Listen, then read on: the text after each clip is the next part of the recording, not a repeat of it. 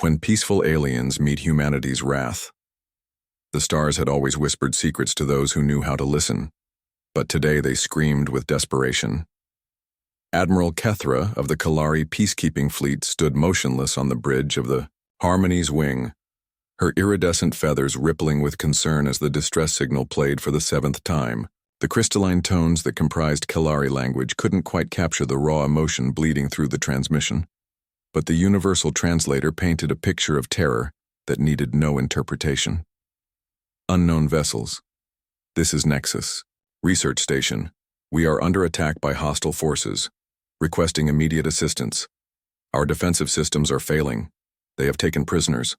Please, if anyone can hear this. Static consumed the rest, but the coordinates were clear. How far? Navigation Officer Melith? Kethra asked, her voice carrying the musical quality that marked her species. The Kalari had evolved from avian creatures on a world of floating islands, and their language still carried the echoes of windsong.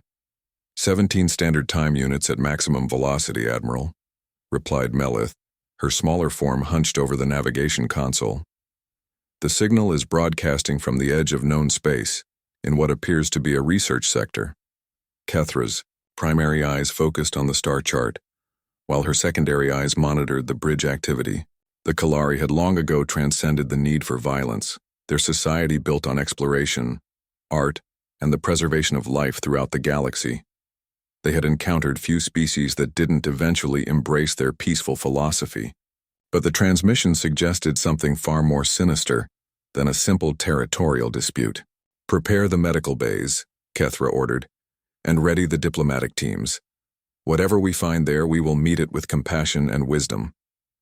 Commander Veltar, the ship's tactical officer, shifted uncomfortably. Unlike most Kalari, he had studied military history from dozens of worlds. Understanding that sometimes peace required strength, Admiral, perhaps we should request additional ships. The signal mentioned hostile forces with advanced weaponry. The Harmony's wing carries the finest peaceful technologies in the Kalari fleet, Kethra replied with gentle firmness. Our shields can withstand most known weapons, and our medical facilities can treat any species. We go to help, not to wage war. 17 time units later, what they found shattered every assumption about peaceful first contact. Nexus Research Station hung in space like a wounded animal, its hull scarred by energy weapons and debris fields, spreading in lazy spirals around its structure. The station itself was a marvel of engineering, clearly built for long-term deep space research with rotating habitat rings and massive sensor arrays. But now those same arrays sparked with electrical fires and atmosphere vented from dozens of breaches.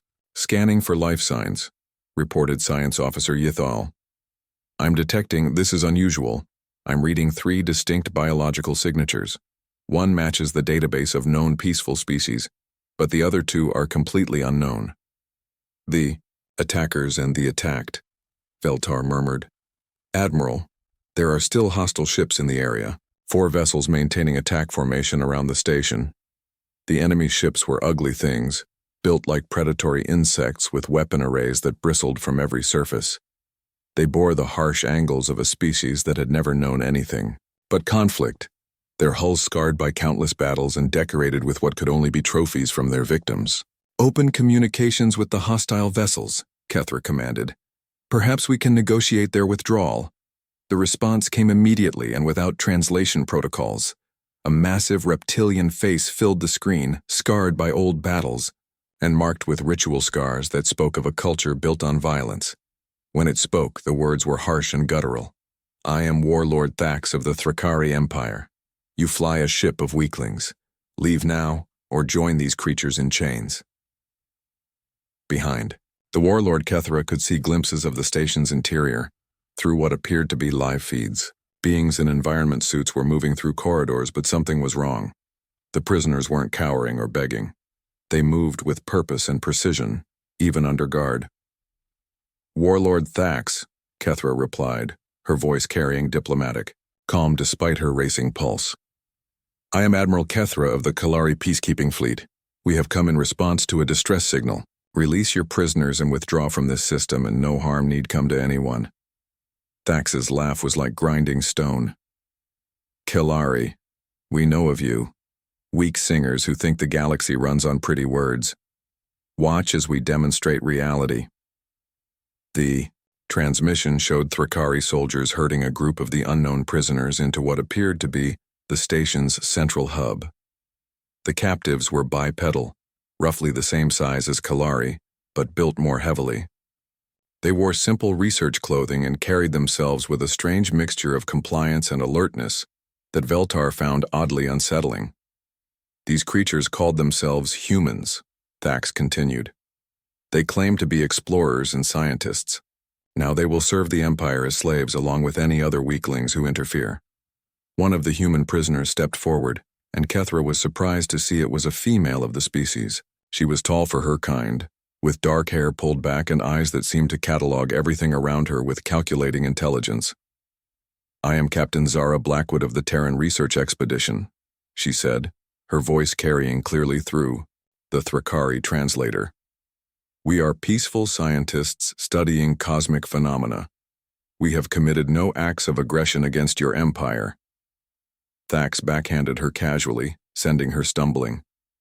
But instead of the expected submission, Blackwood simply wiped blood from her lip and returned to her position, her expression unchanged.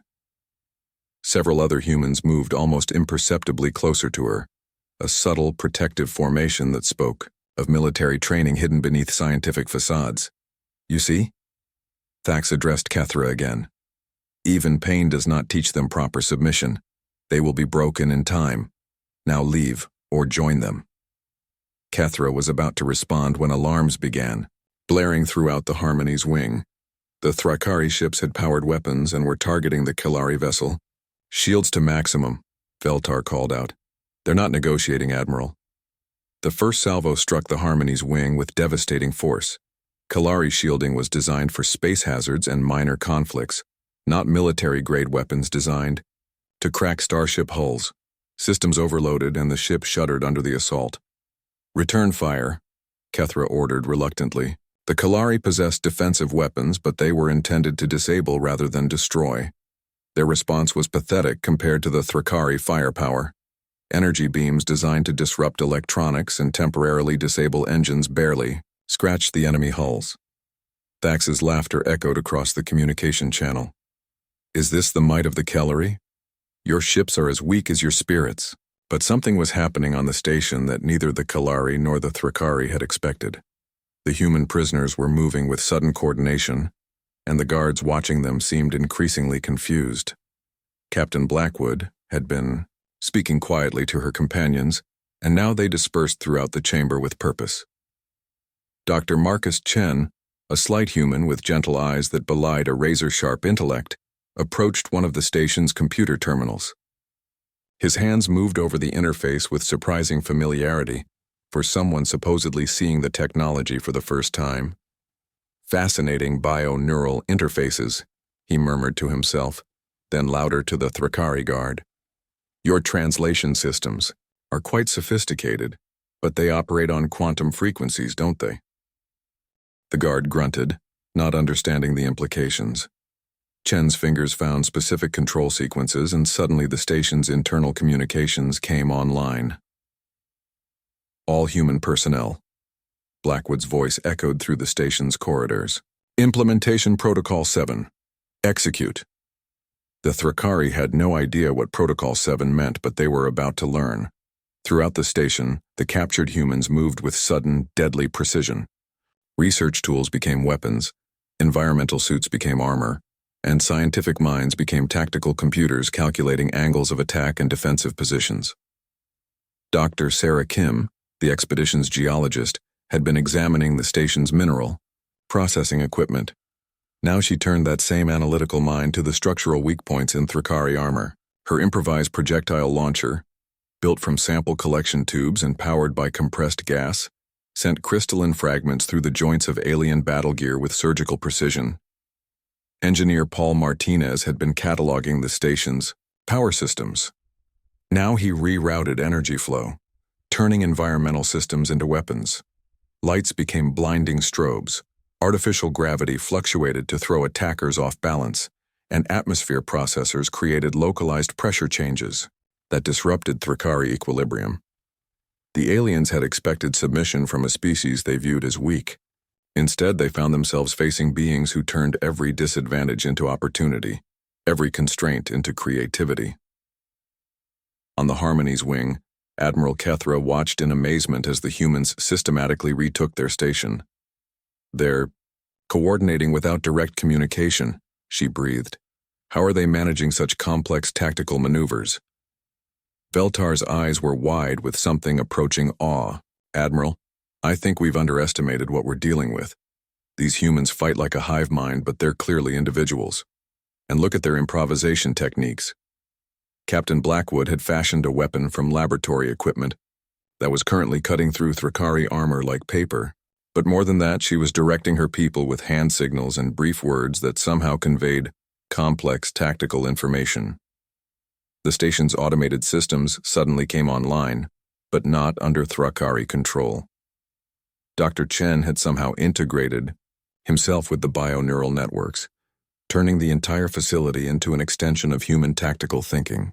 Blast doors sealed strategic corridors, life support created environmental hazards for the invaders, and sensor networks provided real-time battlefield intelligence to every human defender. Warlord Thax was no longer laughing. His boarding party was being systematically eliminated by opponents who should have been helpless prisoners. "Impossible," he snarled.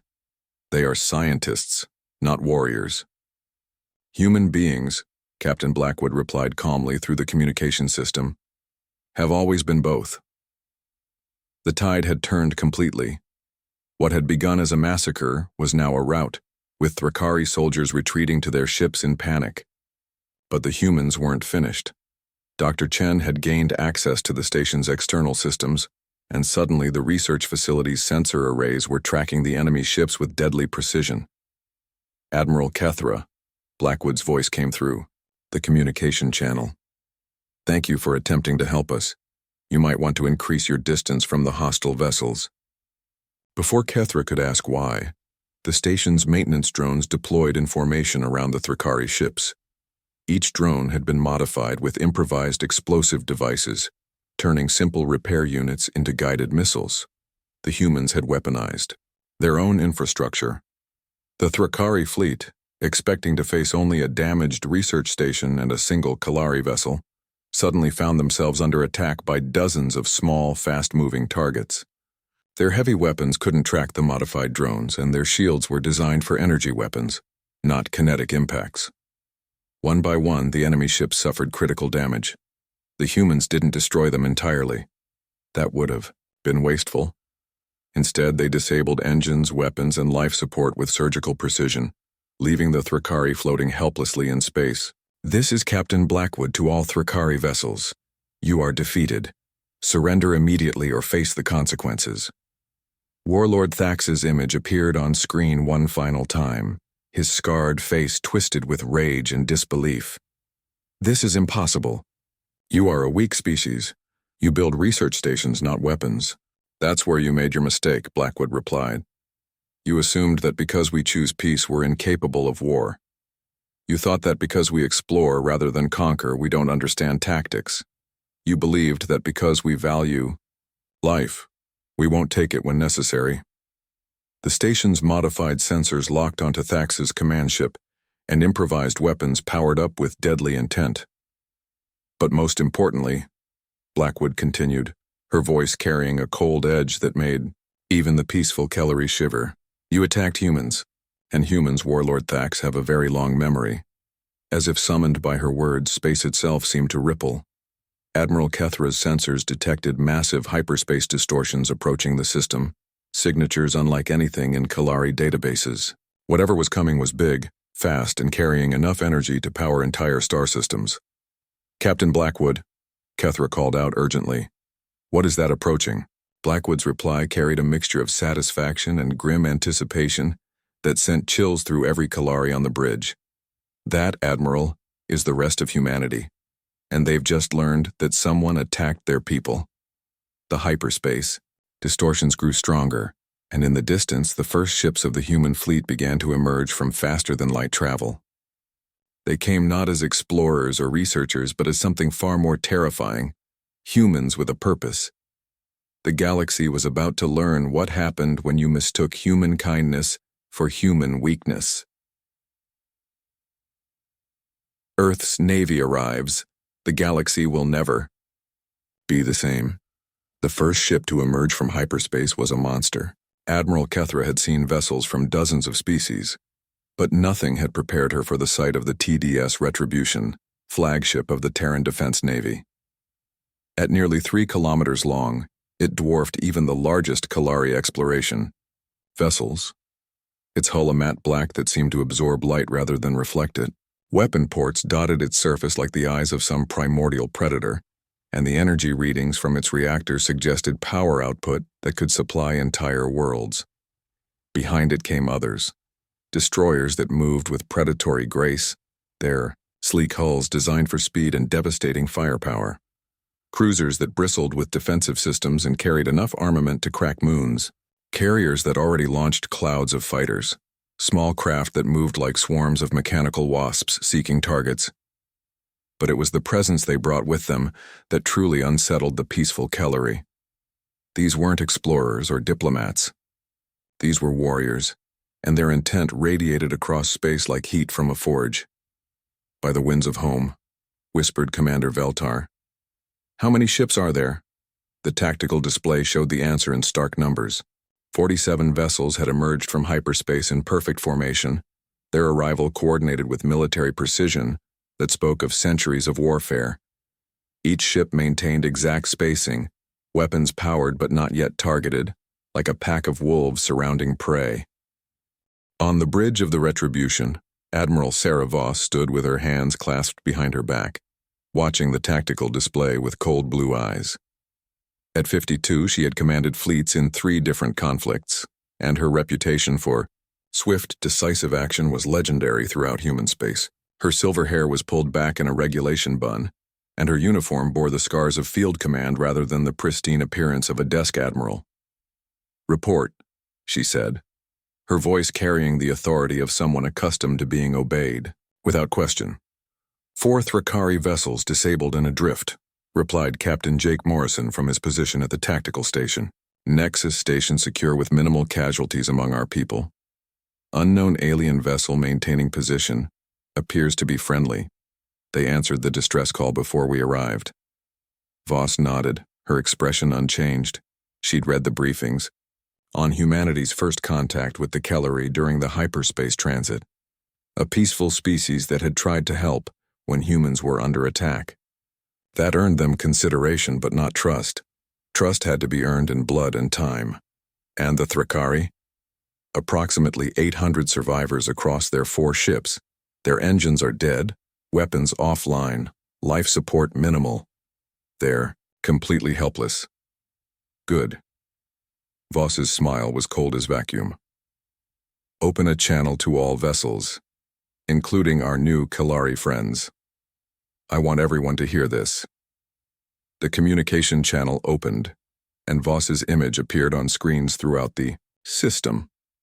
Behind her, the bridge of the Retribution showed the controlled efficiency of a military vessel at war readiness. Officers moved with practiced precision, and the hum of weapon systems provided an ominous backdrop to her words. "I am Admiral Sarah Voss of the Terran Defense Navy.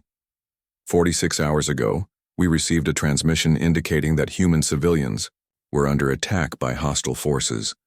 We came as quickly as possible, but it appears our people had the situation well in hand." Admiral Kethra watched from her own bridge, fascinated by the human commander. There was no boasting in her words, no emotional display, just cold professional assessment of a tactical situation. "However," Voss continued, and her voice carried a note that made even hardened Kalari officers step back from their stations, "attacking human beings is something that requires a response, not for revenge, but as a lesson. The galaxy is a dangerous place, and those who prey on the innocent must understand the consequences of their choices." The camera angle shifted to show the Retribution's main weapons array powering up. Energy readings spiked across every sensor in the system as the human flagship prepared to demonstrate why Earth had never lost a war. Warlord Thax's image appeared on the communication channel, his scarred face pale with fear as he realized the magnitude of his mistake.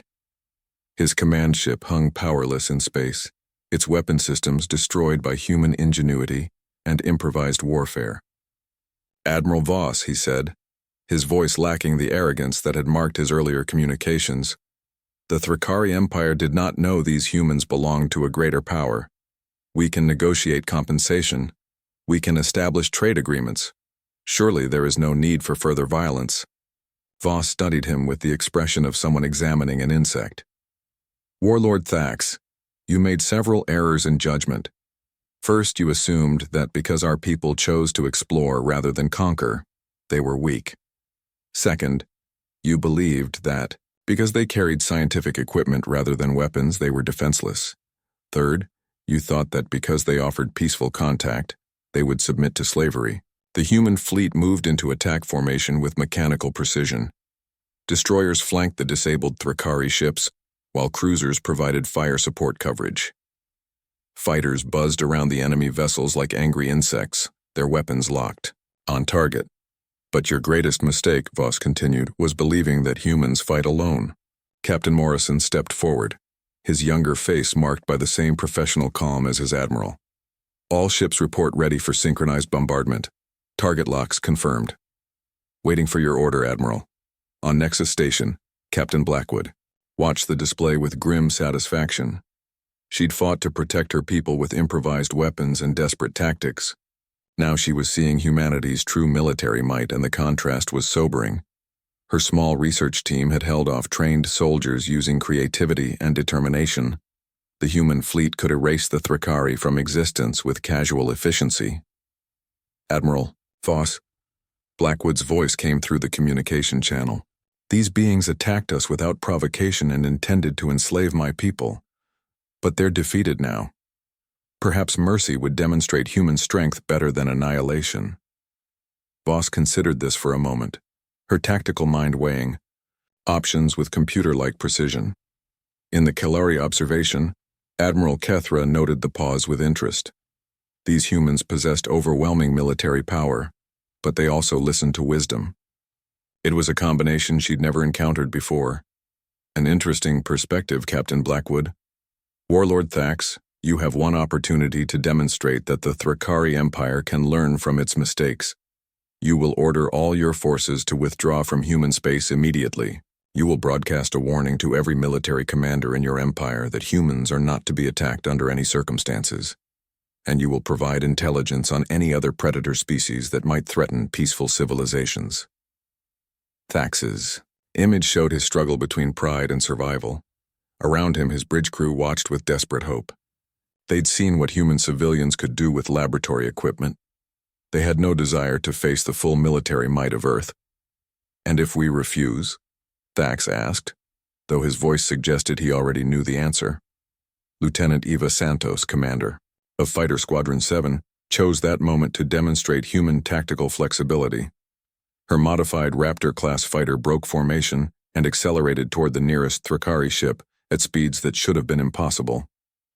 At the last second, she fired a single precision shot that vaporized a specific section of the enemy hull without breaching the pressure compartments. That was their secondary command center, Santos reported calmly. "Next shot takes out their primary life support. After that, we start working on individual crew quarters."